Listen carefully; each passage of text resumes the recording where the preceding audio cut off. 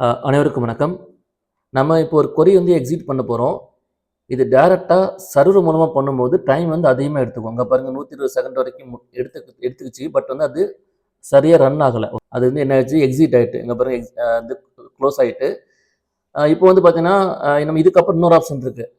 1000 இப்போ வந்து எக்ஸ்ட்ரா நம்ம என்ன பண்ணிக்கலாம், 10 மடங்கு பண்ணிட்டு என்ன பண்ணிக்கலாம், ஒரு 1500 அந்த டைமுக்குள்ள நீங்க பண்ணுங்கன்னு சொல்லி குடுக்கலாம். பட் அப்படி பண்ணாலே நமக்கு வேஸ்ட் தான். ஏன்னா சர்வர் வந்து ஒவ்வொரு டைமும் நம்ம டைம் இருக்கும்போது என்ன ஆகும்னா ஸ்லோ ஆயிரும். இதுக்கு கொரி வந்து பார்த்தீங்கன்னா, நம்ம டைரக்ட்டா இன்சர்ட் பண்ண போறோம். இதுக்கு ஒரு சின்ன கொரி அப்ளை பண்ணிட்டு, ஆ ஓகேவா, இந்த கொரி தான் இது. ஓகேவா, இதுதான் பார்த்தீங்கன்னா இந்த கொரி. டைரக்ட்டா சர்வர் மூலமா பண்ணும்போது இப்படி ஆகும். பட் நம்ம டேட்டாபேஸ்ல அப்ளை பண்ணும்போது எத்தனை செகண்ட் எடுக்குன்னு பார்க்கலாம். வெயிட் பண்ணுங்க. 1 செகண்ட். ஸோ ரன் ஆயிட்டு இருக்குது. இப்போ பாருங்க 30 செகண்ட்ல அந்த வேலையை முடிஞ்சிச்சு. பட் நம்ம டைரக்ட்டா சர்வர் மூலமா பண்ணும்போது பார்த்தீங்கன்னா 120 செகண்டாக இந்த வேலை முடியல. ஓகேவா, இது வந்து பார்த்தீங்கன்னா உங்களுக்கு வந்து சின்ன விஷயமா தெரியலாம். பட் நமக்கு சர்வர் வந்து லோட் ஆகும்போது அதுக்கேற்ற மாதிரி நம்ம வந்து சின்ன சின்ன மாற்றங்கள் பண்ணணும்.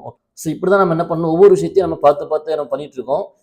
எதுக்காகனா நம்ம சர்வருடைய வேலையை வந்து இன்க்ரீஸ் பண்ணுறதுக்காக. ஓகேவா, ஏன்னா வந்து இப்படியே ட்ராவல் பண்ணாமல் ஒரு நம்மக்கிட்ட ஒரு சாஃப்ட்வேர் பண்ணுறாங்கன்னா அவங்க லைஃப் எல்லாமே இதே ரேஞ்சில் இருக்க மாட்டாங்க.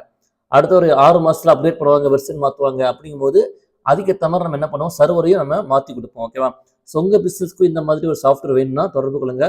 டிஸ்கிரிப்ஷனில் மொபைல் நம்பர் இருக்குது. தேங்க்யூ.